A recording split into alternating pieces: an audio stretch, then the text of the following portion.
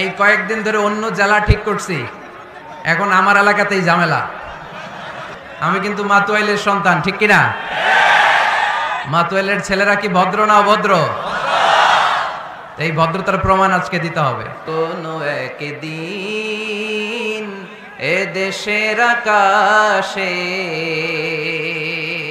কালিমার পতাকা উড়বে, সেদিন সবাই খোদাই বিধান পে দুঃখ বেদনা ভুলবে, ঠিক কিনা? আমরা আল্লাহর বিধান চাই, আল্লাহর জমিনে আল্লাহর বিধান কায়েম হোক, বাস্তবায়িত হোক। আল্লাহ এটার জন্য দু চোখ দিয়ে আমরা দেখে মরতে পারি। আল্লাহ তুমি তৌফিক দান করো। আজকের প্রোগ্রামে আপনারা যারা উপস্থিত হয়েছেন, আমি সবাইকে আন্তরিক শুভেচ্ছা এবং অভিনন্দন জানাতে চাই। অনেক দূর দূরান্ত থেকে আমার মা বোনেরা মহিলা প্যান্ডেলে বসেছেন। মাগরিবের আগেই শুনেছি প্যান্ডেল প্যাকড ছিল, ভাইদের প্যান্ডেলও মাগরিবের পরপরই প্যাকড। অনেক জনসমুদ্র তৈরি হয়েছে, বিশাল জনসমুদ্র। যেখানেই কোরআনের কথা আমরা বলতে যাই, কোরআনের আকর্ষণে, এটা মিজানুর রহমানের আকর্ষণে না, চিল্লায় বলে ঠিক কিনা? এখানে আমরা কোরআনের আকর্ষণে এসেছি। আমাদের ভালোবাসার সেন্টার বা কেন্দ্রবিন্দু হচ্ছে কোরআন। এই কোরআনের কথা শোনার জন্য আমরা এসেছি। আপনারা দেখতে পাচ্ছেন যে এই মাহফিলের ধারণ ক্ষমতা কতটুকু, আপনারা দেখতে পাচ্ছেন। এখানে হই হল্লোর চিৎকার চেঁচামেচি করলে আসলে কথা বলা যাবে না, বরং ৩-৪ বার যে ধাক্কা আসছে এদিক থেকে, এই পাশে ভাইরা খুব কষ্ট পাচ্ছিল। একটা দুর্ঘটনা ঘটতে পারে, একটা দুর্ঘটনা হয়ে যেতে পারে। আমি আবারও বলতেছি, মাতুয়াইলের ছেলেরা, আমি মাতুয়াইলের সন্তান, তোমাদেরকে অনুরোধ করে বলি, জায়গা না পেলে ধাক্কা দিও না, আস্তে আস্তে পেছনে যাও, অ্যাবাউট টার্ন, আস্তে আস্তে পেছনে যাও, পেছনে যে নিরাপদ দূরত্বে দাঁড়াও, সেফটি ফার্স্ট। এই প্রোগ্রামে আমি আর কোনো আওয়াজ শুনতে চাই না।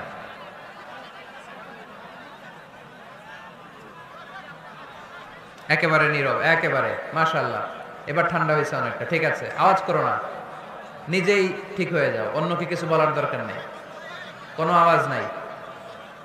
এদিকে মাশাআল্লাহ ঠান্ডা। আমি আপনাদের খেদমতে the similarities between science and the holy Quran এই বিষয়টা বোঝানোর জন্য কালামুল্লাহ মাজিদ থেকে একটা আয়াত তেলাওয়াত করেছি, সূরা আন-নাহলের 89 নম্বর আয়াত। এই আয়াতে আল্লাহ তাআলা ইরশাদ করছেন, ওয়া নাযালনা আলাইকাল কিতাবা তিবয়ানান লিকুল্লি শাই। নবী হে, আমি এই কিতাবটাকে মানে কোরআনটাকে আপনার কাছে নাজিল করেছি সব জিনিসের ব্যাখ্যা হিসেবে, ওয়া হুদাও হেদায়েত হিসেবে, ওয়া রাহমাতাও রাহমা হিসেবে, ওয়া বুশরা লিল মুসলিমিন আর মুসলমানদের জন্য সুসংবাদ হিসেবে। এই কোরআনে আমাদেরকে জান্নাতের সুসংবাদ দিয়েছে কে? আমরা সবাই জান্নাতে যেতে চাই কি চাই না? আমরা এখানে যেমনি একত্রিত হলাম, আল্লাহ জান্নাতেও যেন আমরা একত্রিত হতে পারি, তুমি তৌফিক দাও। আবার এই কোরআনে রহমত আছে না নাই? কোরআনের তাফসীর যখন হয়, কোরআনের আলোচনা যখন হয়, কালামুল্লাহ মাজিদ থেকে তেলাওয়াত যখন হয়, বিশ্বাসীরা যদি চুপ করে সে তেলাওয়াত, সে তাফসীর শুনে, তাহলে রহমতের বারিধারা আকাশ থেকে নাজিল করে কে?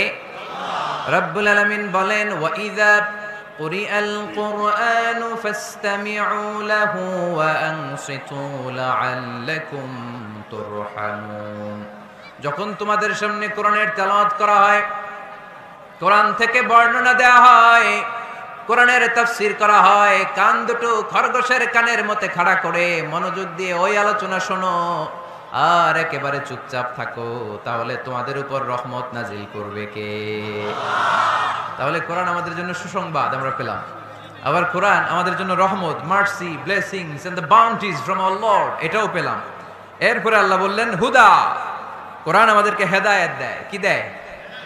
কোরআনে সব কিছু আছে। কোরআনে ইতিহাসের কথা আছে, তাই বলে কি এটা ইতিহাসের বই? কোরআনে সমাজ বিজ্ঞানের কথা আছে, তাই বলে এটা সমাজ বিজ্ঞানের বই? কোরআনে নবীদের অনেক মজার মজার গল্প আছে, তাই বলে এটা কি গল্পের বই? কোরআনে বিজ্ঞানেরও কথা আছে, তাই বলে কি এটা বিজ্ঞানের বই? না, এটা হেদায়েতের বই। এটা কিসের বই? The holy Quran Leeds the way, পথ দেখায়। The Holy Quran guides us to the right sense of direction. কোন দিকে যেতে হবে এটা দেখায়। এটা হুদাল লিল মুত্তাকিন, এটা মুত্তাকিনদের জন্য পথ প্রদর্শনকারী। তো আজকের এই মাহফিলের শুরুতে যে মেসেজটা আপনাদের কাছে ড্রপ করতে চাই সেটা হচ্ছে কোরআন এটা হেদায়েতের কিতাব। এটা কিসের কিতাব?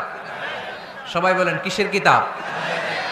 এটা গাইড দেয় যারা মুত্তাকি তাদেরকে।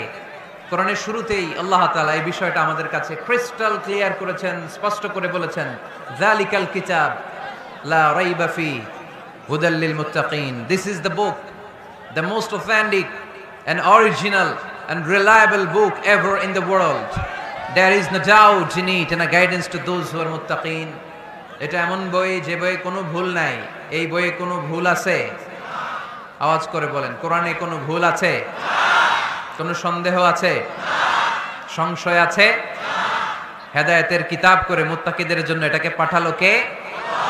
এজন্য রাব্বুল আলামিন বলেন, যালিকাল কিতাবু লা রাইবা ফীহি হুদাল লিল মুত্তাকিন। This is the book, there is no doubt in it. এটা এমন বই যেটাতে সন্দেহ নাই। এটা মুত্তাকিনদের জন্য পথ প্রদর্শনকারী। তাহলে এই কথাটা, এই মেসেজটা আজকে আমাদেরকে মুখস্থ করে নিয়ে যেতে হবে যে কোরআন হেদায়েতের কিতাব। এটা কিসের কিতাব? পথ দেখায়, সত্যের পথ, কল্যাণের পথ, জান্নাতের পথ। ইয়াহদি লিল্লাতি হিয়া আকওয়াম, যে পথটা খুব সুদৃঢ়, খুব মজবুত। কোরআনের এই পথে ডানে বায়ে কোনো মোড় নাই, কোনো ইউটার্ন নাই, কোনো চৌমুহনী নাই, স্ট্রেট ফরওয়ার্ড। এই রাস্তায় যদি দুনিয়ায় আমরা চলতে শুরু করি, এই রাস্তা শেষ হয়ে যাবে জান্নাতুল ফেরদাউসের ভেতরে। আওয়াজ করে পড়ি সুবহানাল্লাহ। এজন্য এই কোরআন থেকে আমাদেরকে হেদায়েত নিতে হবে। এই কোরআন থেকে আমাদেরকে গাইডেন্স নিতে হবে। আমাদের জীবনের চলার পথে যেখানেই আমরা সমস্যায় পড়ব, এই কোরআন থেকে আমাদের গাইডেন্স, হেদায়াত, পথ প্রদর্শন যেটা আল্লাহ তাআলা আমাদের জন্য দিয়েছে সেটা আমাদেরকে গ্রহণ করতে হবে। কারণ এই কিতাব এমন কিতাব যেটা মানুষকে অন্ধকারচ্ছন্ন একটা পথ থেকে আলোর পথ দেখায়, ঠিক কিনা? বামপন্থীদেরকে ডানপন্থী বানায়, ঠিক কিনা? রব্বুল আলামিন বলেন, আলিফ লাম রা কিতাবুন আনজালনাহু ইলাইকা লিতুখরিজান নাসা মিনাল যুলুমাতি ইলান নূর। Muhammad, I've revealed this book in order to lead the mankind out of darkness into the light. অন্ধকারাচ্ছন্ন মানুষগুলোকে অন্ধকার থেকে বের করে টেনে এনে আলোর পথে উঠিয়ে দেওয়ার জন্য এই কোরআনকে পাঠিয়েছে কে? তাহলে আমরা বুঝলাম এটা বিজ্ঞানের কিতাব নয়, যদিও বিজ্ঞান নিয়ে কোরআন কথা বলেছে। এটা ইতিহাসের বই নয়, যদিও অনেক ইতিহাস কোরআনে আছে। এটা গল্পের বই নয়, যদিও নবীদের গল্প পাওয়া যায় এই কিতাবে। এটা হেদায়েতের কিতাব। কিসের কিতাব? আরো জোরে বলতে হবে, কিসের কিতাব? আল্লাহ বলেছেন, মা ফাররাতনা ফিল কিতাবি মিন শাই। এই কিতাবে তোমাদের প্রয়োজনীয়, জরুরি এমন কোনো কিছু আমি বাকি রেখে দেই নাই। ওয়া নাযালনা আলাইকাল কিতাবা তিবয়ানান লিকুল্লি শাই। মানব প্রয়োজনীয় সব কিছু এই কিতাবের মধ্যে দিয়ে দিয়েছে কে? রান্নাঘর থেকে বঙ্গভবন কিভাবে চালাতে হয় আছে না নাই? ঘরে বসে বসে কাঁথা সেলাই থেকে শুরু করে মহাকাশের সূক্ষ্মাতি সূক্ষ্ম কাজ কেমন করে পরিচালনা করতে হয় আছে না নাই? রাজনৈতিক অঙ্গনকে কেমন করে সেটেল করতে হয়, লিড দিতে হয়, সেটাও আল্লাহর কোরআনে আছে না নাই? কিভাবে বিয়ে শাদী করতে হবে আছে না নাই? সমাজে কি করে শান্তি প্রতিষ্ঠা করতে হয় আছে না নাই? তিবয়ানান লিকুল্লি শাই, সব জিনিসের সুস্পষ্ট ব্যাখ্যা। যা বলার আল্লাহ সব বলে দিয়েছে। কোরআন কি শুরু করেছে আল্লাহ বিসমিল্লাহির রহমানির রহিম দিয়ে, মানে বা দিয়ে। কি দিয়ে? কথা বলেন, কি দিয়ে? বা দিয়ে। আর শেষ করেছে সূরা নাস দিয়ে, মিনাল জিন্নাতি ওয়ান নাস। সিন, বা আর সিন মিলালে কি হয়? এবার বাসে চড়ে গুলিস্তান। বাসে চড়ে কই যাব? গুলিস্তান। ওই বাস? ওই বাস নাকি? না, ওই বাস না। এই বাস মানে যথেষ্ট। মাতুয়াইলে হাওয়াই মিঠাই পাওয়া যায়? পাওয়া যায়? কই পাওয়া যায়? হ্যাঁ, আগে যখন আমরা ছোট ছিলাম আমরা এগুলো খাইতাম তো। কটকটি, কটকটি আছে এখন? ঘরের ওই যে পুরান জোতা টোতা, প্লাস্টিকের বোতল, এগুলো দিয়ে আমরা কটকটি খাইতাম। আর খাইতাম এই হাওয়াই মিঠাই, খুব মজা লাগতো। এগুলো এরকম গোল করে সাজায় রাখতো, জিব্বায় লাগাইলেই নাই। খাইছেন আপনারা? এই ব্ল্যাক হোল হচ্ছে এমন যে ব্ল্যাক হোলের রেঞ্জের মধ্যে কোনো তারা ঘুরতে ঘুরতে ঘুরতে যদি চলে আসে, হাওয়াই মিঠাই মুখে লাগাইলে যেমনি নাই, ওই তারাও নাই। তার মানে কোরআন বলেছে মাওয়াকিউন নুজুম, সায়েন্স বলেছে ব্ল্যাক হোল, দুটার মধ্যে মিল আছে না নাই? সৃষ্টি তত্ত্বে আমরা যা পেলাম, বিস্ফোরণে সৃষ্টি হয়েছে, কোরআন বলেছে ফাতাকনাহুমা, সায়েন্স বলেছে বিগ ব্যাং থিওরি। কোরআন বলেছে মুসিউন, যেটা অ্যাক্সেলারেট হচ্ছে, সায়েন্স এটার নাম দিয়েছে সুপারনোভা কসমোলজি প্রজেক্ট। কোরআন নাম দিয়েছে মাওয়াকিউন নুজুম, সায়েন্স বলেছে ব্ল্যাক হোল। প্রতিটা জায়গায় কোরআনের সাথে সায়েন্সের মিল আছে না নাই? এবার আমরা শুনবো এমব্রয়োলজি নিয়ে, ভ্রূণতত্ত্ব। কি তত্ত্ব? ভ্রূণতত্ত্ব। আমরা আমাদের মায়ের পেটের ভেতরে এখন যত বড় আছি তত বড়ই ছিলাম, তাই না? কতটুকু ছিলেন? কতটুকু? একেবারে ছোট ছোট্ট ছোট্ট ছোট্ট। বাবার শুক্রাণু, মায়ের ডিম্বাণু, দুইটা মিলিয়ে মায়ের পেটের ভেতরে আমার অস্তিত্ব দান করলেন কে? কিছুই ছিলাম না আমি। সায়েন্স 1977-এ হাম এন্ড লিয়েন হুক নামে দুইজন সায়েন্টিস্ট অণুবীক্ষণ যন্ত্র দিয়ে ওরা খুঁজে পেয়েছে যে শুক্রাণুর ভেতরে, স্পার্মের ভেতরে প্রাণের অস্তিত্ব আছে। কিন্তু ১৫০০ বছর আগে এর ভেতরে যে প্রাণ আছে সেটার ঘোষণা কোরআনে দিয়ে দিয়েছে কে? ওভাম এন্ড স্পার্ম, দুইটা মিলে হয় জাইগোট। তারপর জাইগোট থেকে হয় এমব্রয়ো, ভ্রূণ। আমি, আপনি, আমরা সবাই ছিলাম ছোট্ট একটা ভ্রূণ, ব্যাঙ্গাচির মতো। বর্ষাকালে মাতু আইলে খালে বিলে ব্যাঙ্গের পোনা পাওয়া যায় না? দেখতে মাছের বাচ্চার মতো, তাই না? ছোট বাচ্চারা মনে করে মাছের পোনা, বাড়িতে ধরে নিয়ে আস, মারাকে মা পোনা লয়ে আইছি, মাই দেখে দেখনি, আছে না নাই? আসলে কি এটা মাছ? এটা কি ব্যাঙ্গের পোনা? তো আমরা, আমি, আপনি, প্রত্যেকে আমরা ব্যাঙ্গের পোনার মতো ছিলাম, রক্তচোষা জোকের মতো ছিলাম, মায়ের জরায়ুর দেয়ালের মধ্যে লেগেছিলাম। তারপরে আল্লাহ তাআলা আমাদেরকে বড় করতে আরম্ভ করলেন। স্পার্ম ড্রপ থেকে আমরা হলাম ব্লাড ক্লট, রক্তপিণ্ড। সেখান থেকে আমরা হলাম মুদগা, নুতফা, আলাকা, মুদগা, 3 স্টেজ। প্রতি 40 দিন পর পর আমার সাইজ বাড়তে লাগলো। সায়েন্স এটা স্বীকার করেছে যে প্রত্যেক 40 দিন পর বাচ্চার একটা নোটিসেবল ডেভেলপমেন্ট ঘটে। আল্লাহ রাসূল সাল্লাল্লাহু আলাইহি ওয়াসাল্লাম বলেছেন ইন্না খালকাকুম ইউজমাউ ফি বাতনি উম্মিহি 40 ইয়াওমা, প্রতি 40 দিন পর তোমার মায়ের পেটের ভেতরে তোমার সাইজ একটু বড় করা হয়। চিল্লায় পড়ি আল্লাহু আকবার। তারপরে তুমি নুতফা থাকো, নুতফা থেকে তুমি আলাকা হও, আলাকা থেকে মুদগা, স্টেপ বাই স্টেপ রক্তপিণ্ড। তারপরে আমি হয়ে যাই গোশতপিণ্ড। ওই গোশতের ভেতরে আল্লাহ তাআলা আমার স্কেলিটন দেয়, কঙ্কাল। তারপরে এই কঙ্কালের চারদিক দিয়ে গোশত দিয়ে আমাকে আল্লাহ প্রস্তুত করে। সর্বশেষ এই চামড়ার লেভেল দিয়ে মায়ের পেটে আমাকে ডেকোরেটিং করে কে? ওয়ালাকাদ খালাকনাল ইনসানা মিন সুলালাতিন মিন তিন সুম্মা জাআলনাহু নুতফাতান ফি ক্বারারিন মাকিন ثم خلقنا النطفة علقة فخلقنا العلقة مضغة فخلقنا المضغة عظاما فكسونا العظام لحما ثم أنشأناه خلقا آخر فتبارك الله أحسن الخالقين পড়েন আল্লাহু আকবার। আল্লাহ বলেন ছোট্ট নাপাক বীর্য থেকে তোমারে তৈরি করলাম, তুমি ছিলা পানির ফোঁটা, সেখান থেকে বানালাম জমাটবদ্ধ রক্তপিণ্ড, সেখান থেকে গোশতপিণ্ড। ওই গোশতের ভেতরে তোমার কঙ্কাল আমি জুড়ে দিলাম, কঙ্কালের উপরে গোশত দিয়ে প্যাকেট পড়ালাম, সর্বশেষে চামড়া দিয়ে ডেকোরেশন করে দিলাম। ছোট্ট ছিলাম আমরা, একেবারে ছোট্ট, অনেক ছোট্ট। আস্তে আস্তে আমার হাত গজালো, আমার পা গজালো, আমার হেয়ারিং সিস্টেম চালু হলো, আমার রেসপিরেটরি সিস্টেম চালু হলো, আমার ডাইজেস্টিভ সিস্টেম চালু হলো, আমার স্টোমাক হলো, আমার ব্লাড সার্কুলেশন শুরু হলো, আমার হার্টের 2টা পার্টিশন হলো। আল্লাহ রুহের ফুৎকার দিলেন, আমি মানুষ হয়ে দুনিয়ায় আসলাম। কোন সুবহানাল্লাহ। 2টা পার্টিশন করে দিলেন। আর এই পাম্প মেশিন আমার মায়ের পেটের ভেতরেই চালু করে দিলেন কে? এক মুহূর্তের জন্য যদি এই পাম্প মেশিনটা বন্ধ হয়ে যায়, মুহূর্তে আমারে ঠুস বানায় দিবে কে? আরে মানুষ রঙিন ফানুস, দম ফুরাইলে তবু তো ভাই কারোরই নাই একটুখানি আইরে মানুষ রঙিন ফানুষ, রঙিন ফানুষ আইরে মানুষ। আল্লাহু আকবার। দুইটা জিনিস আল্লাহ দেয়, রুহু দেয় আর ফেরেশতা দেয়। কি দেয়? রুহু দেয় আর ফেরেশতা দেয়। মানুষ যখন মরে যায় দুইটাই চলে যায়, রুহুটাও চলে যায়, ফেরেশতাও চলে যায়, ঠিক কিনা? আমাদের কাঁধে ফেরেশতা আছে না নাই?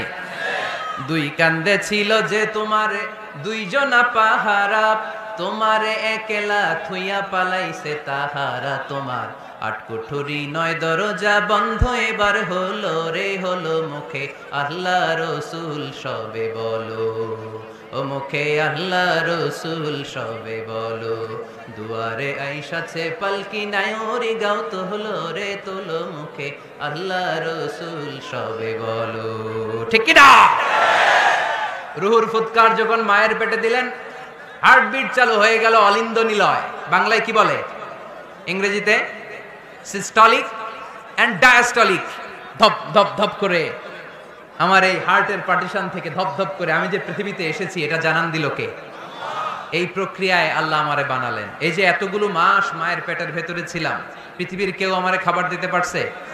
চিকিৎসা করতে পারছে? যে কবিরাজ আমারে খাবার দিলেন, অক্সিজেন দিলেন, ওই কবিরাজের নাম কি? আল্লাহ।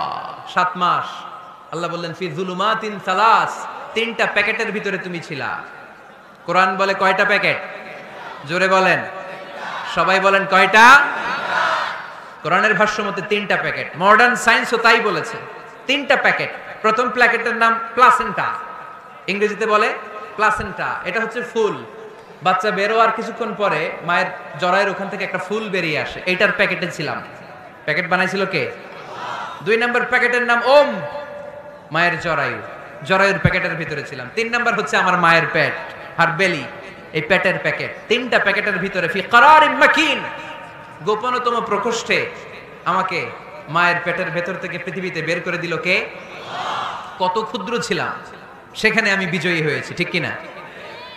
এই যে লাম, তারা প্রমাণ করেছে যে অণুবীক্ষণ যন্ত্র দিয়ে তারা দেখেছে 1 ফোঁটা বীর্যের ভেতরে 20 কোটি শুক্রাণু যদি না থাকে, তাহলে ওই ফোঁটা শুক্রাণু থেকে মায়ের গর্ভে কোনো সন্তান জন্মলাভ করে না। কয় কোটি? আমি ওই 20 কোটি শুক্রাণুর একটা, আপনি ওই 20 কোটি শুক্রাণুর একটা, ঠিক কিনা? তার মানে মহা একটা যুদ্ধ হয়েছিল তখন ডিম্বাণুর ভেতরে আঘাত করার জন্য। সেই যুদ্ধে 19,99,99,999 শুক্রাণুকে পেছনে ফেলে ওই খেলায় চ্যাম্পিয়ন হয়েছিলাম আমি। চিল্লায় বলেন ঠিক কিনা? ওই দিন মায়ের পেটে যে আমার অস্তিত্বের জানান আমি দিয়েছিলাম, তখন আমার হাত ছিল নাকি? পা ছিল? দাদা ছিল? দাদি ছিল? টাকা ছিল? ব্যাংক ব্যালেন্স ছিল? কিছুই ছিল না। তখন আমি বিজয়ী হয়েছি। তখনও যখন আমি বিজয় লাভ করতে পেরেছি, এই দুনিয়ার বুকে এসেও আমাদের বিজয় কেউ ঠেকায় রাখতে পারবে না। চিল্লায় বলেন ঠিক কিনা? আমরা বিজয় করতে এসেছি, যাই করব আমরা ভালোভাবে করব, এটা ইসলামের শিক্ষা, ঠিক কিনা? কাজ ছোট হোক বড় হোক, ভালো করলে সব আছে না নাই? যে কোনো কাজ করো না ভাই, যে কোনো কাজ করো, তা যেন হয় সবার চেয়ে সবচেয়ে সুন্দর। যে কোনো কাজ করো না ভাই, যে কোনো কাজ করো, তা যেন হয় সবার চেয়ে সবচেয়ে সুন্দর। হোক না সেটা পড়ালেখা, রঙের ভাষায় ছবি আঁকা, হোক না সেটা সামান্য কাজ কিংবা মহত্তর, তা যেন হয় সবার চেয়ে সবচেয়ে সুন্দর। আলহামদুলিল্লাহ পড়ো। কাজ ছোট হোক কিংবা বড় হোক, ওটা ভালো করে করতে বলছে কে? ভালো করে করলে ওই কাজে বরকত দিবে কে? কাজে কোনো লজ্জা আছে? শ্রমে কোনো লজ্জা আছে? চাকরি ব্যবসায় কোনো লজ্জা আছে? লজ্জা অলসতায়। লজ্জা কিসে? মাতোয়াইলের ছেলেরা মনে থাকবে, কাজে লজ্জা পাওয়া যাবে। Never under estimate any job, big or small. ছোট হোক বড় হোক, কোনো চাকরিকে নাক ছিটকানো যাবে না। কাজ করে বেঁচে থাকতে হবে, এটাই ইসলামের শিক্ষা, ঠিক কিনা? তাহলে এই এমব্রায়োলজির এই সংক্ষিপ্ত পরিসরের যে আলোচনা, এটাতে আমরা বুঝলাম সায়েন্স যা বলেছে তার সবটুকুন কোরআনের সাথে মিল আছে না নাই? কোনো অমিল আছে? যদি কোনো অমিল তারা খুঁজে পায়, দে হ্যাভ টু ওয়েট। সায়েন্সের কি করতে হবে? অপেক্ষা করতে হবে, কারণ শুরুতে যা বলেছে এটা মনে রাখতে হবে কিন্তু, কারণ সায়েন্সের মূল থিওরি, সায়েন্সের কোনো থিওরি ফাইনাল না, আর কোরআনের মূল থিওরি, কোরআন যাই বলেছে তার সবটাই ফাইনাল। চিল্লায় বলো ঠিক কিনা? এবার দেখি হিউম্যান অ্যানাটমি নিয়ে কোরআন আমাদেরকে কি শুনিয়েছে। কোরআন আমাদেরকে শুনিয়েছে যে আমাদের দেহের প্রতিটা অঙ্গের ব্লু প্রিন্ট আল্লাহর কাছে আমাদের যে আমলনামা সেখানে আছে না নাই? আয়াহসাবুল ইনসানু আল্লান নাজমা'a 'ইযামা বালা কাদিরিনা আলা আন নুসাউমিয়া বানানা। কোরআন আমাদেরকে বলল, রব্বুল আলামিন ইরশাদ করেছেন, মানুষ কি মনে করেছে নাকি কিয়ামতের দিন তাকে জমিন থেকে উঠাতে আমি আল্লাহর কষ্ট হয়ে যাবে? না না, শুধু তাকে উঠানোটাই আমার জন্য ব্যাপার না, তাকে তো আমি উঠাবো তার হাতের আঙ্গুলের ফিঙ্গারপ্রিন্ট গুলো সহ উঠাবো। সুবহানাল্লাহ। নুসাউইয়া বানানা, বানান মানে আঙ্গুলের টিপ, এটার ইংরেজিতে কি বলে? টিপ বা প্রিন্ট, ফিঙ্গার টিপ বা ফিঙ্গারপ্রিন্ট। যারা সিগনেচার করতে জানে না তারা কি দেয়? টিপ সই দেয় কি দেয় না? 1880 সালের আগে মানুষ জানতোই না এখানে যে টিপ আছে একটা, আমার এই আঙ্গুলের ফিঙ্গারপ্রিন্টের সাথে এইটা মিলে না, এটার সাথে এটা মিলে না, এটার সাথে এটা না, এটার সাথে এটা না, এটার সাথে আবার এটা মিলে না, হাতের গুলার সাথে আবার পায়ের গুলা মিলে না। 1880 সালে ফ্রান্সের একজন সায়েন্টিস্ট নাম ফ্রান্সিস গ্যালটন, উনি আবিষ্কার করেছেন যে মানুষের হাতে রেখা আছে, এটাকে বলে ফিঙ্গারপ্রিন্ট। একটা রেখার সাথে আরেকটা রেখার কোনো মিল নাই। আবার পায়ের যে রেখা, এটাকে আবার ফিঙ্গারপ্রিন্ট বলে না, ওটার বলে ফুটপ্রিন্ট। ওটার কি বলে? শ্রীলঙ্কায় একটা পাহাড় আছে, তো ওরা বলে ওইখানে আদম আলাইহিস সালামের ফুটপ্রিন্ট আছে, পায়ের ছাপ। এটা সত্যি কি মিথ্যা আমরা জানি না, ইতিহাসে পাওয়া যায়। তবে সত্য যে তথ্যটা আমরা জানি, কাবা ঘরের পাশে সাইয়েদনা ইব্রাহিম আলাইহিস সালামের ফুটপ্রিন্ট সংরক্ষণ করে রেখেছেন কে? ওয়াত্তাখিযু মিন মাকামি ইব্রাহিম মুসাল্লা। সাইয়েদনা ইব্রাহিম ওই পাথরের উপর দাঁড়িয়ে কাবা ঘর নির্মাণ করতেন। যতটুকু ওঠা লাগতো এসকালেটরের মতো, লিফটের মতো উপরে উঠে যেত, আবার নিচে নামার দরকার হলে মুহূর্তের মধ্যে এসকালেটরের মতো ওই পাথরটা নিচে নেমে যেত। চিল্লায় পড়ি সুবহানাল্লাহ। আবার প্রাণীদের সংখ্যা শনাক্তকরণের জন্য এই ফুটপ্রিন্ট লাগে। যেমন সুন্দরবনে বা অ্যামাজন জঙ্গলে বাঘ কয়টা আছে গুনতে হবে, বাঘ শুমারি হয়, আমাদের হয় আদমশুমারি। আমাদের কি হয়? আর আমাদের সুন্দরবনে কি হয়? বাঘ শুমারি। তো বাঘ গুনবে কিভাবে? কাছে যে এমনি গুনবে, বাঘ মামা 1, বাঘ মামা 2, বাঘ মামা 3, আর বাঘ আপনারা ছেড়ে দিবে নাকি? এমনি গনে? ওখানে আসলে বাঘ মামার কাছে যাওয়া যায় না, তাহলে খবর আছে। ওখানে বাঘের পায়ের ছাপ দেখে বাঘ শুমারি হয়, কারণ একটা বাঘের পায়ের ছাপের সাথে আরেকটা বাঘের পায়ের ছাপের কোনো মিল না। কারিগরটার নাম কি? ফ্রান্সিস গ্যালটন 1880 সালে আবিষ্কার করলেন যে একটার সাথে আরেকটার মিল নাই। 1880 সালের আগে পৃথিবীর কেউই জানতো না এই জায়গায় এই কারিশমাস, কেউ জানতো? কিন্তু 1400 বছর আগে কোরআনের মধ্যে বলে দিয়েছে কে? আয়াহসাবুল ইনসানু আল্লান নাজমা'a 'ইযামা বালা কাদিরিনা আলা আন নুসাউমিয়া বানানা। মানুষ কি মনে করেছে নাকি মানুষ মরে যাবে, হাড় গোড় পচে যাবে, তারে আমি উঠাতে পারবো না? আর তোরে তো আমি উঠাবোই, তোর ফিঙ্গারপ্রিন্ট সহকারে উঠাইয়া দেবো। এখন সব জায়গায় এটা লাগে। সিম যারা কিনতে যান, সিম গ্রামীণের সিম কিনতে গেলে লাগে না? এটাকে বলে বায়োমেট্রিক অথেন্টিকেশন। সিম কিনতে লাগে, ইমিগ্রেশন পাস করবেন ফিঙ্গারপ্রিন্ট লাগে, এম্বাসিতে লাগে, ব্যক্তি শনাক্তকরণের জন্য। কিরে ভাই, এ পিছন থেকে ধাক্কা দিচ্ছ তোমরা এখনো না? আর আসবো না তাইলে, মাত্র এলে আমি আসবো না। এরকম দেখলে তার বাংলাদেশেই আসবো না আমি। এরকম প্রতিদিন কষ্ট দিলে আমাদের পক্ষে সম্ভব না। প্লিজ এরকম করো না।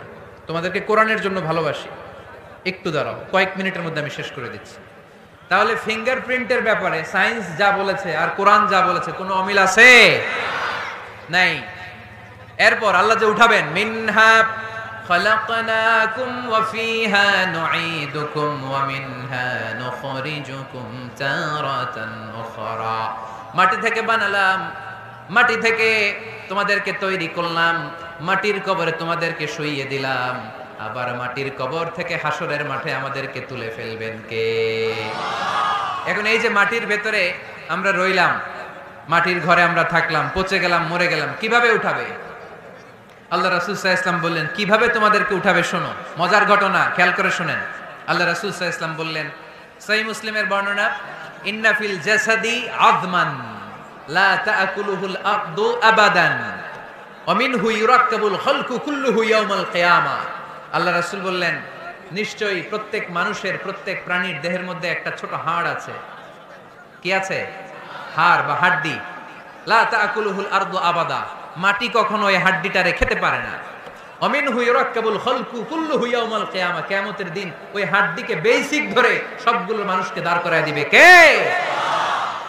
সাহাবারা জিজ্ঞেস করলেন, আইয়ু আযমিন ইয়া রাসূলুল্লাহ, ও আল্লাহর হাবিব, ওই হাড্ডিটার নাম কি? আমাদের জানতে বড় মনে চায়। বিশ্বনবী বললেন, হাড্ডিটার নাম হলো আজবুজ জানাব। আজবুজ জানাব ইংরেজিতে বলে কক্সিক্স।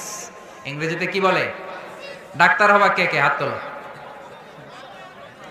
ডাক্তার হতে চাও দেখি কে কে? মাতোয়েলের ছেলেরা, এদিকে ডাক্তার নাই, তোমরা পুলিশের লাঠি চার্জ বাহিনীতে যোগ দিও।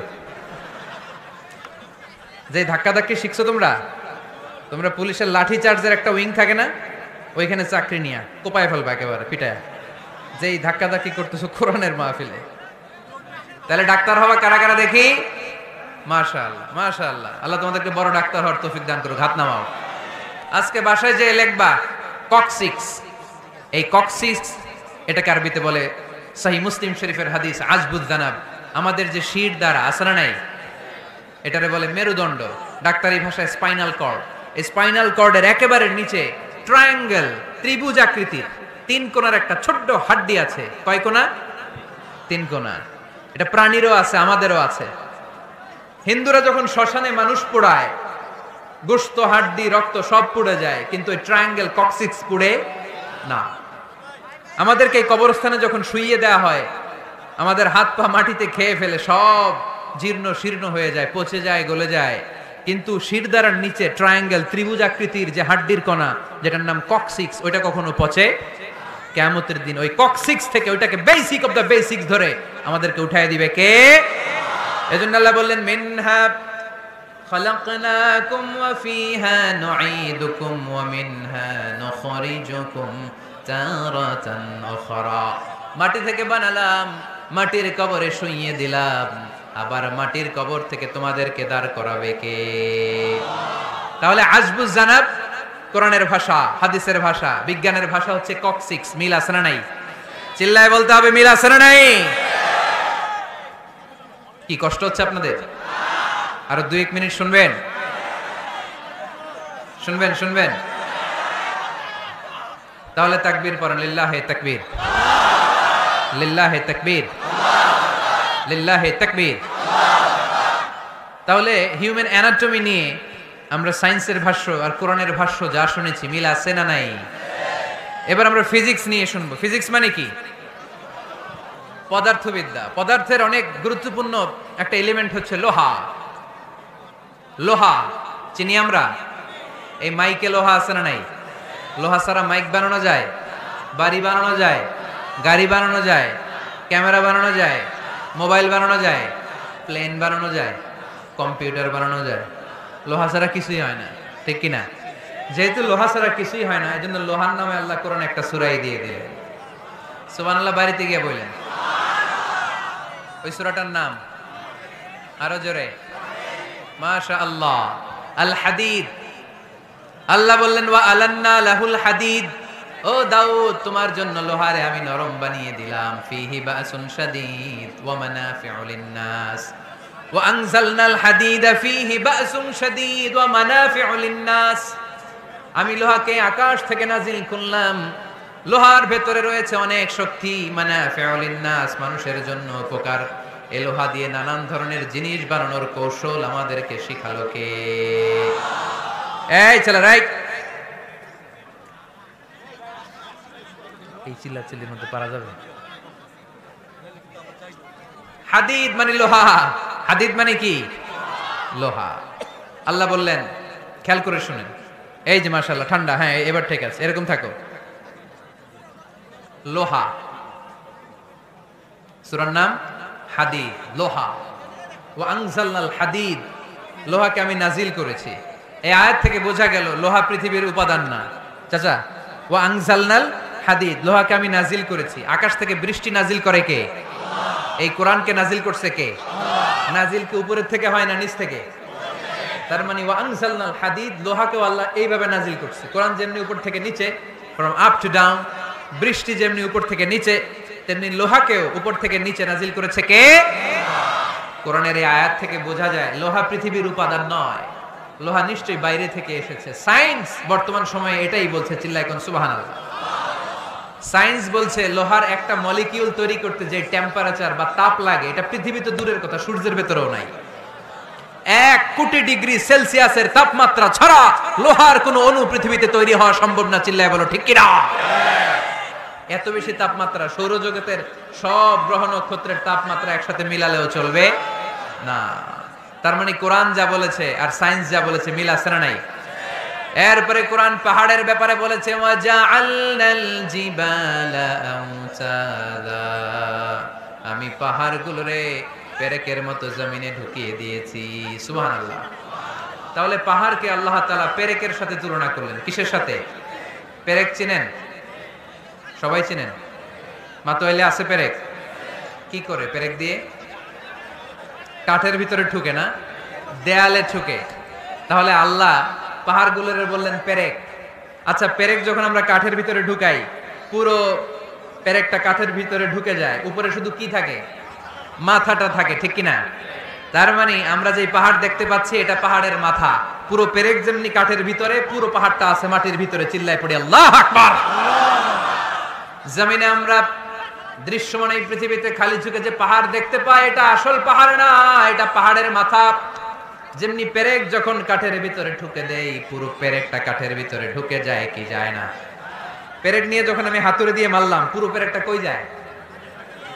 কাঠের ভিতরে, তাই না? তার মানে খালি চোখে যে পাহাড় দেখি, এটা পেরেকের মাথা যেমনি একটু দেখা যায়, এটা পাহাড়ের মাথা। আসল পাহাড় মাটির ভেতরে, উপরে যদ্দূর দেখা যায় তার কমসে কম 10 গুণ পাহাড় মাটির ভিতরে রেখে দিয়েছে কে? এজন্য আল্লাহ উপমাটা, মেটাফরিকটা এইভাবে দিলেন, ওয়াজআলনাল জিবালা আওতাদা, এই পাহাড়কে, মাউন্ট এভারেস্টকে, আলাস্কা পর্বতমালাকে, আল্পস পর্বতমালাকে, এই গারো পাহাড়কে, এই কেউকারাডাঙ্গার তাজিংডং বিজয়কে আমি পাহাড়ের মতো জমিনের মধ্যে গেড়ে দিয়েছে। চিল্লায় পড়বো সুবহানাল্লাহ। আবার আল্লাহ বললেন, ওয়ামিনাল জিবালি জুদাদুম বীদুন ওয়া হুমরুম মুখতালিফুন আলওয়ানুহা ওয়া গরাবিবু সুদ, পাহাড়ের মধ্যে কোন পাহাড় আমি বানিয়েছি ধবধবে শুভ্র সাদা, কোন পাহাড় আমি বানিয়েছি রক্তিম লাল, কোন পাহাড় আমি বানিয়েছি কুচকুচে কালো। 3 কালারের পাহাড়। কয় কালারের? মৌলিকভাবে ধবধবে শুভ্র সাদা পাহাড়, অথবা রক্তিম লাল পাহাড়, অথবা কুচকুচে কালো পাহাড়। আপনি পৃথিবীর পাহাড়গুলো নিয়ে যদি গবেষণা করেন, বিভিন্ন রঙের পাহাড় আপনি দেখবেন। আমি তো পৃথিবীর অনেক জায়গায় পাহাড় দেখেছি। মিশরে আমি তুর পাহাড়ের চূড়ায় উঠেছি।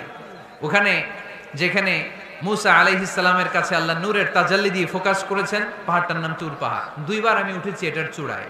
উঠতে আমার অনেক কষ্ট হয়েছে। ওখানে উঠে ফজরের সালাত পড়ে আমি খেয়াল করে দেখলাম তুর পাহাড়ের আশেপাশের পাহাড়গুলো কোনোটা খয়েরি, কোনোটা কালো, কোনোটা লাল, কোনোটা ধূসর। আল্লাহু আকবার। এক এক পাহাড়কে এক এক রং দিয়ে তৈরি করলো কে? পৃথিবীতে চায়না নামে একটা দেশ আছে না? চায়না একটা শহর আছে গানজু। কি নাম? আজকে যে গুগল করবা, the গানজু city located in China, চায়নাতে অবস্থিত গানজু শহরে একটা পাহাড় আছে। এই পাহাড়ের নাম রেইনবো মাউন্টেন। কি নাম? মানে রংধনুর পাহাড়। রংধনুর কয় রং? সবাই কন, আর জোরে। 7 রং না? আমরা ছোটবেলায় মুখস্থ করতাম, বেনিয়া সহকলা, বেনিয়া সহকলা। এই 7 রঙের পাহাড় ওখানে দেখা যায়। এক জায়গায় 7 রঙের পাহাড়।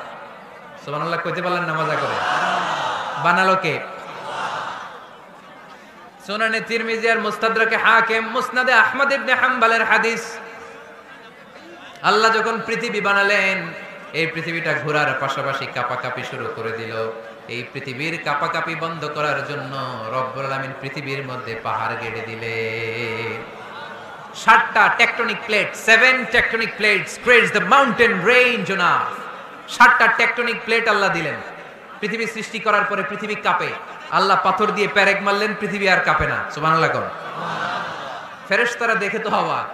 ফেরেশতারা বলে, আল্লাহ পাহাড়ের এত শক্তি, পাহাড় গেড়ে দিলেন পৃথিবীতে, আর পৃথিবী কাঁপে না। হাল মিন খালকিকা আশাদ্দু মিনাল জিবাল, আল্লাহ আপনার সৃষ্টির মধ্যে পাহাড়ের চেয়ে শক্তিশালী কি কিছু আছে? আল্লাহ বললেন, নাআম, আছে। আল হাদিদ, লোহা। লোহা পাহাড়ের চেয়ে শক্তিশালী, কারণ লোহা পাহাড়ে মারলে পাহাড় ভেঙে যায়, ঠিক কিনা? ফেরেশতারা আরো অবাক, লোহা এত শক্তিশালী? হাল মিন খালকিকা আশাদ্দু মিনাল হাদিদ, আল্লাহ তাহলে লোহার চেয়ে শক্তিশালী মনে হয় কিছু নাই, আছে? আল্লাহ বললেন, নাআম, আছে। আন্নার, আগুন, কারণ আগুনের মধ্যে লোহা ফেলে দিলে লোহা গলে যায়, ঠিক কিনা? ফেরেশতারা তো আরো অবাক। ফেরেশতারা বলে, তাই নাকি?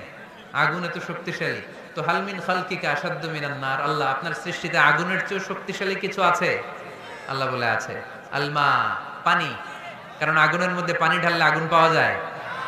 ফেরেশতারা তো এবার আরো অবাক, পানি এত শক্তিশালী, ওই পানি গট গট গট গট করে আমরা খাই, এত শক্তিশালী আল্লাহ। হাল মিন খালকিকা আশাদ্দু মিনাল মা, আপনার সৃষ্টিকুলের মধ্যে পানির চাইতে শক্তিশালী কি কিছু আছে? আল্লাহ বলে, আছে। সেটা আবার কি? আল্লাহ বলে, আর রিহ, বাতাস। বাতাস যখন সাগরের পানির মধ্যে উচ্ছ্বাস মারে তখন এটা জলোচ্ছ্বাস হয়ে যায়, ঠিক কিনা? বাতাসের ধাক্কায় পানি জলোচ্ছ্বাস হয়ে এক জায়গা থেকে আরেক জায়গায় যায়। আল্লাহ বললেন, পানির চাইতেও শক্তিশালী সৃষ্টি আমার আছে, ওইটার নাম বাতাস। ফেরেশতারা অবাক হয়ে আবার জিজ্ঞেস করে, আল্লাহ আপনার সৃষ্টিকুলের মধ্যে বাতাসের চাইতেও শক্তিশালী কিছু আছে কিনা বলেন। আল্লাহ বললেন, আছে। বাতাসের চাইতেও শক্তিশালী হলো আমার আশরাফুল মাখলুকাত মানুষ। ওই মানুষ, যে মানুষ গোপনে দান করে।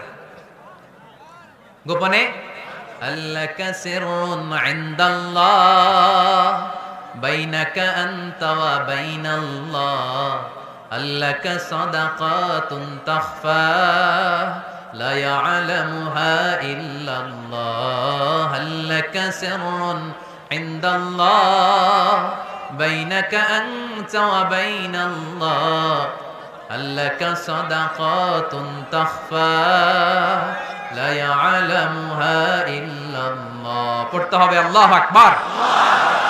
গোপন দান যিনি করে তিনি সবচাইতে শক্তিশালী, ঠিক কিনা?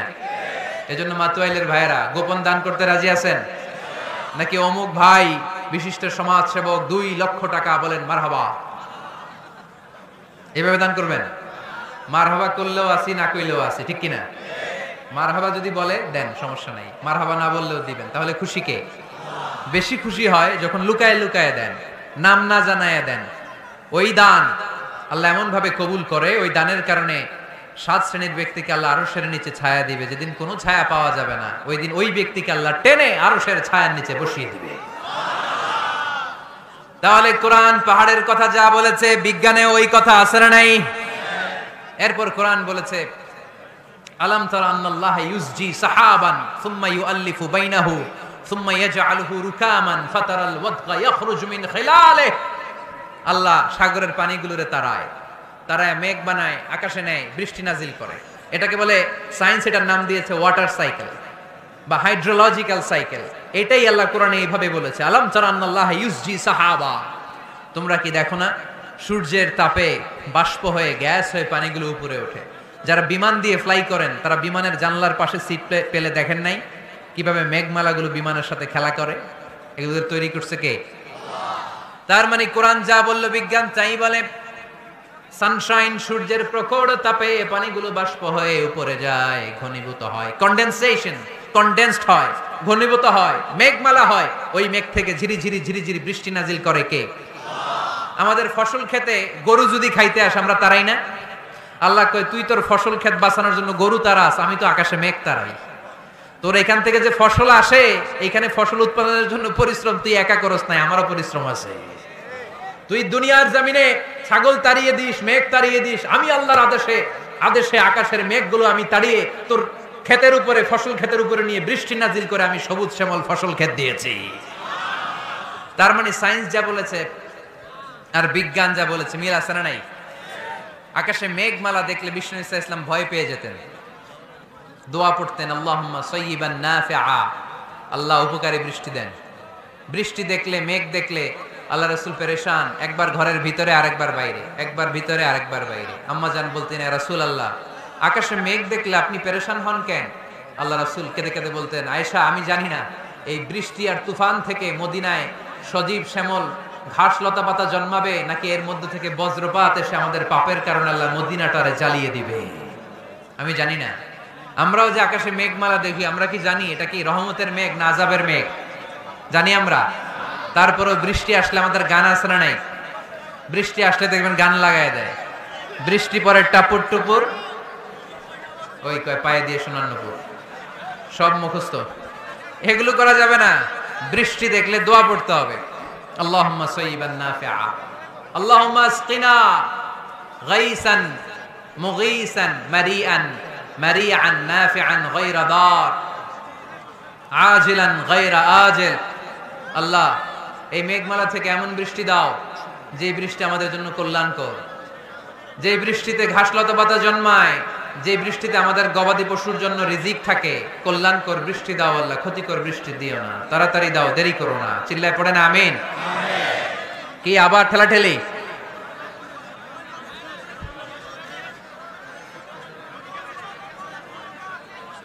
মোনাজাত করে দেই না? না না, মোনাজাত হবে, বসে যাও। এই তো ঠিক আছে, এইভাবে থাকে। তাহলে কানগুলো খরগোশের কানের মতো খাড়া করে শোনেন। আল্লাহর হাবিব বললেন, মুস্তাদরাকে হাকিমের হাদিস, সিনতান লা তুরাদ্দান, দুই দোয়া আল্লাহ কখনো ফিরিয়ে দেন না। কয় দোয়া? এক হচ্ছে ইনদান নিদা, আজানের পরে যে দোয়াটা করা হয়, আজান আর একামতের মাঝখানে দোয়া, আজানের সময় দোয়া, এই দোয়া আল্লাহ ফিরিয়ে দেয়, একটা গেল। দুই নাম্বার হচ্ছে তাহতাল মাতর, বৃষ্টির নিচে দাঁড়িয়ে দোয়া করলে ওই দোয়া কবুল করে কে? আর আমরা বৃষ্টির নিচে দাঁড়িয়ে আঁকা বাঁকা মেঠো পথে কোন রূপসী হেঁটে যায়, আছে না নাই? বৃষ্টি আসলে আমরা ভাবুক হয়ে যাই, দরজা জানলা বন্ধ করে দিয়ে অনেকে গান বাজনা ছেড়ে দেয়, হিন্দি গান লাগায় দেয়। এই 16ই ডিসেম্বরেও দেখলাম কিছু কপাল পোড়া বাংলা দেশাত্মবোধক গানের পরে হিন্দি গান লাগাই দিচ্ছে। কত বড় ডাকাই, কোথায় কি করতে হবে ওইটাও জানে না। তো জন্য বৃষ্টি নাজিল হলে আমরা যেন আল্লাহর কাছে দোয়া করি। বৃষ্টির সময় দোয়া করলে ওই দোয়াটা কবুল করে কে? তাহলে ফিজিক্সের এই পোরশনে আমরা লোহা নিয়ে কথা বললাম, বায়োলজিক্যাল অ্যাসপেক্ট অফ মাউন্টেইনস, পাহাড় নিয়ে কথা বললাম পানি নিয়ে। এবার আমরা জুলজি নিয়ে কিছু কথা বলে মুনাজাতের দিকে যাব ইনশাআল্লাহ। প্রাণীবিদ্যা, জুলজি মানে কি? প্রাণীর কথা তো আর কোরআনে নাই। প্রাণীর নামে আল্লাহ কোরআন একটা সূরায় দিয়ে দিয়েছে, সূরাতুল আনআম। আবার 5টা প্রাণীর নামে আলাদা আলাদা সূরা আছে না নাই? সূরাতুল বাকারা, বাকারা মানে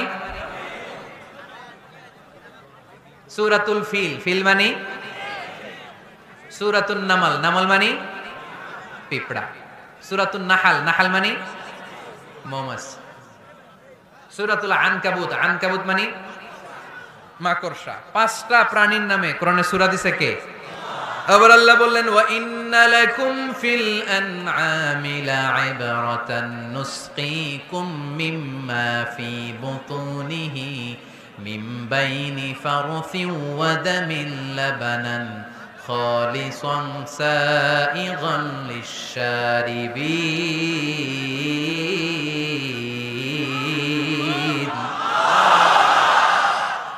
প্রাণীর পেটের ভেতর থেকে আমি তোমাদের জন্য একটা লিকুইড পদার্থ বের করি, মিন বাইনি ফারসিন ওয়া দামিন লাবানা।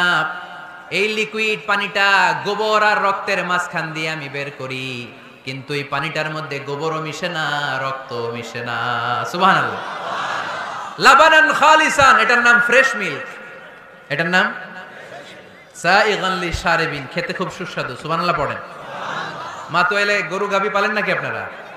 কারা কারা পালেন দেখি? ছাগল পালেন কারা কারা? মা বাআসাল্লাহু নাবিয়্যান ইল্লা রাআল গানাম। এই দুনিয়ায় এমন কোন নবী নাই যে নবী ছাগল চড়ায় নাই। ছাগল চড়ানো নবীর সুন্নাত। সুবহানাল্লাহ কইলেন না? তাহলে মেকানিজমটা দেখেন, what a brilliant mechanism of discharge in milk from animals body. আল্লাহ বললেন মিন বাইনি ফারসি ওয়া দামিল লাবানা। ফারস মানে গোবর, ফারস মানে দাম মানি রক্ত, দাম মানি। তাহলে গরুর পেটের এক লাইনে থাকে গোবর, এক লাইনে, আরেক লাইনে রক্ত। গোবরও নাপাক, রক্ত, গোবর খাওয়াও হারাম, রক্ত খাওয়াও। দুই হারামের মাঝখান থেকে, দুই পচা জিনিসের মাঝখান থেকে, দুই বিদঘুটে জিনিসের মাঝখান থেকে দুধ আমাদের জন্য বের করে দেয় কে? মেকানিজমটা দেখছেন?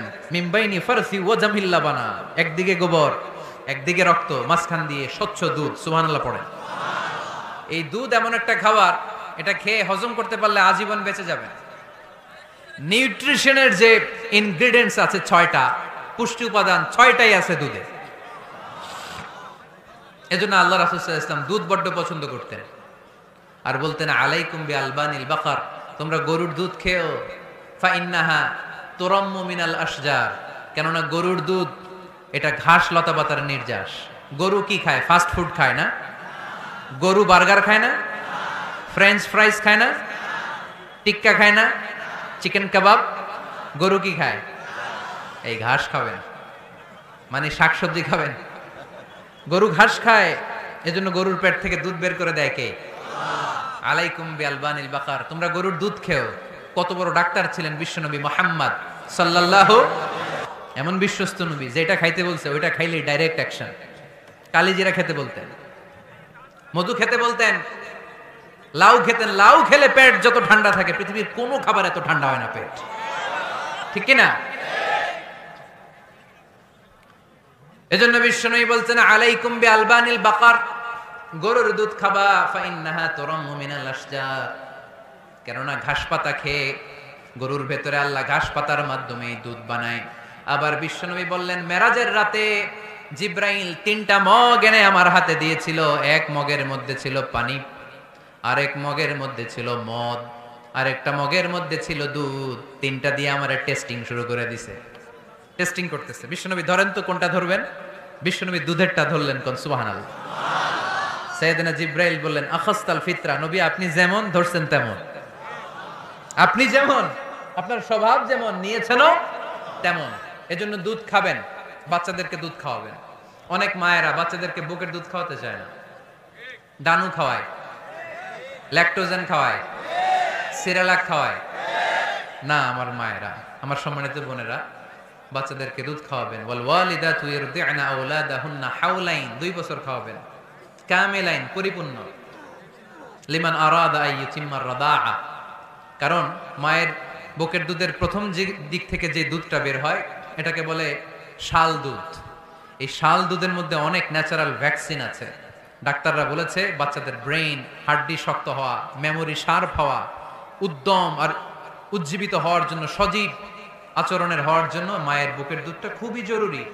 এটা অবশ্যই খাওয়াবেন। আর এই মায়ের বুকের দুধের ভেতরে আল্লাহ বাচ্চার জন্য প্রথম টিকাটা ফ্রি দিয়ে দিছে। বাচ্চার জন্য কিছু টিকা দেয়া লাগে না, যক্ষা, এটা সেটা, প্রথম টিকাটা ফ্রি। প্রথম টিকাটা আল্লাহ দিছে মায়ের বুকের দুধের ভিতরে। এজন্য নিজেরাও দুধ খাবো, বাচ্চাদেরকেও মায়ের বুকের দুধ খাওয়াইতে হবে, ঠিক কিনা? গরুর দুধের ভিতরে অনেক পুষ্টি আছে, হজম করতে পারলে অনেক পুষ্টি। আমরা যেন বেশি বেশি দুধ পান করি, আল্লাহ তুমি তৌফিক দান করো।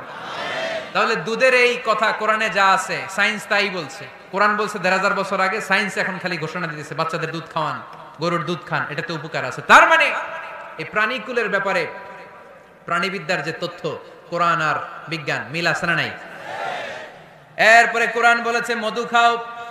ওয়া আওহা রাব্বুকা ইলান নাহলি আনিত্তাখিযি মিনাল জিবালি বুয়ুতান ওয়া মিনাশ শাজারি ওয়া মিম্মা ইয়ারিশুন সুম্মা কুলি মিন কুল্লিস সামারাতি ফাসলুকি সুবুলা রাব্বিকি যুলুলা ইয়াখরুজু মিন বুতুনিহা শারাবুম মুখতালিফুন আলওয়ানুহু ফীহি শিফাউন লিন্নাস ইন্না ফী যালিকা লাআয়াতান লিকওমি ইয়াতাফাক্কারুন।